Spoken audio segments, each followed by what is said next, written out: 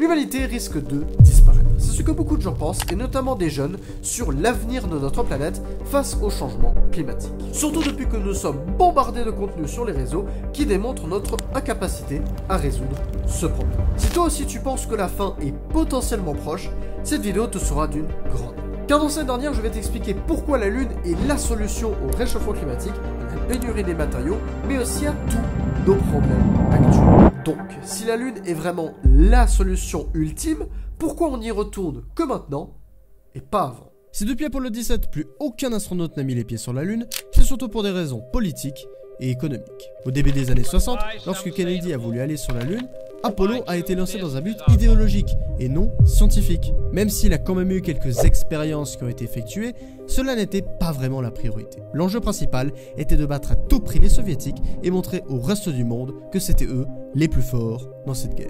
Ce qui fait qu'après Apollo 12, 13 et 14, tout le pays ne voyait plus aucune raison de continuer à financer un tel programme onéreux. Ce qui fait que le budget a drastiquement diminué au point d'en annuler 3 missions supplémentaires. Et lorsque le programme prit fin, dû à cette contrainte budgétaire, ils s'obligeront à se tourner vers l'orbite basse avec le développement de Skylab et des navettes spatiales. Mais ça, je t'en avais déjà parlé. Cependant, plus de 44 ans après, Trump souhaite à nouveau en 2016 que la Lune redevienne le centre des activités spatiales. Pour une fois, la seule bonne décision qu'il aura prise lors de tout son mandat. Et vous allez très vite comprendre pourquoi je dis ça. Alors, bien qu'il soit un peu taré, il a lancé le nouveau programme lunaire Artemis avec toujours ce côté politique, bien évidemment, mais aussi pour cette fois un réel intérêt scientifique poussé par la NASA. Car oui, ce qu'il faut bien comprendre, c'est qu'Artemis est bien différent par rapport à Apollo. Et si tu veux en savoir plus, j'en ai fait une vidéo à ce sujet. Mais pour vous la faire courte, le nouveau programme lunaire prévoit le développement d'un nouveau lanceur lourd, le SLS, qui se déclinera en plusieurs versions afin de s'adapter aux missions, une nouvelle station spatiale en orbite lunaire, la LOPG, ainsi qu'une base lunaire. Rien que ça. Maintenant que l'on a toutes ces informations, je veux enfin pouvoir vous expliquer la vision que j'ai pour notre futur. Depuis maintenant quelques années, on nous promet le développement d'un réacteur à fusion nucléaire émettant aucune pollution, notamment avec ITER, qui est un projet là aussi gouvernemental.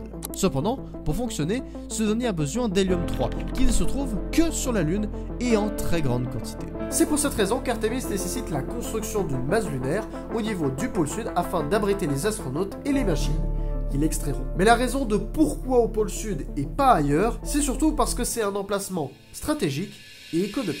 Au sud comme au nord, il y a des cratères qui contiennent de l'eau sous forme de glace contenue dans la poussière lunaire, le régolithe. Qui dit eau, qui dit qu'on peut faire de l'oxygène pour respirer, de l'eau pour boire ou pour se laver. Et le seul vaisseau capable d'effectuer toutes ces tâches, c'est le Starship, qui devra en plus redécoller avec l'hélium-3. Il aura donc besoin de carburant, et ça tombe bien puisque l'eau peut facilement, par électrolyse, se fragmenter en hydrogène et en oxygène, le carburant diffusé. Et si on arrive à maîtriser la fusion nucléaire, les bases spatiales ainsi que la production locale de carburant sur la Lune, on pourra ainsi se retrouver avec une production d'énergie propre et peu polluante. Bon, ça c'est ce qui se passerait si tout était facile.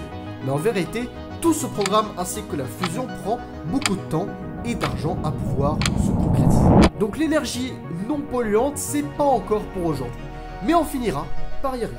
Ce qui est sûr en revanche, c'est que quoi qu'on fasse, on polluera de toute évidence. Et c'est pourquoi je vous propose de pousser mon idée un tout petit peu plus loin. Sur Terre se situe une certaine quantité de métaux que l'on nomme terres rares. Ces métaux en question sont très utilisés dans la fabrication d'ordinateurs ainsi que de smartphones, surtout au niveau des batteries, des processeurs, des cartes graphiques ainsi que de leur écran. Dans l'automobile, on les utilise aussi pour les batteries des voitures. Cependant, ces métaux commencent à manquer et il devient de plus en plus difficile d'en extraire de très grandes quantités. Tout à l'heure, je vous avais parlé de cette fameuse poussière lunaire, le régolithe.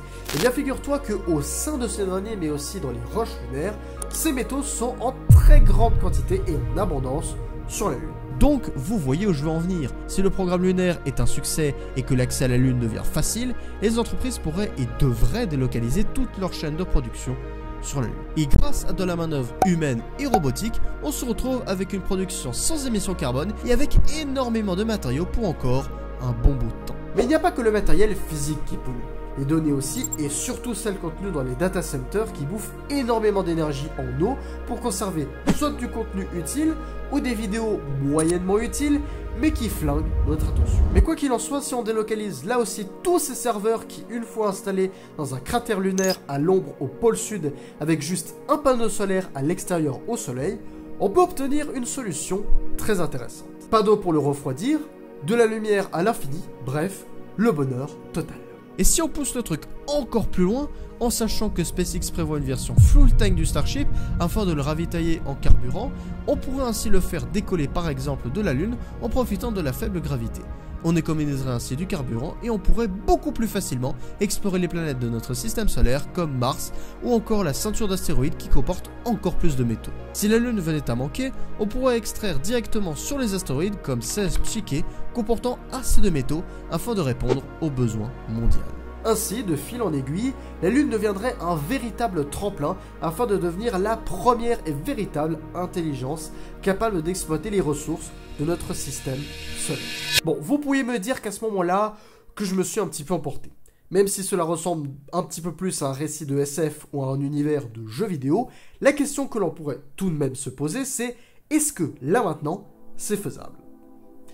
Oui et non. Il manque encore des éléments qui n'existent pas encore mais qui viendront s'y ajouter grâce à l'avancée technologique. Mais avec Artemis 1 en 2022, je pense que oui, on peut clairement dire qu'on va y retourner.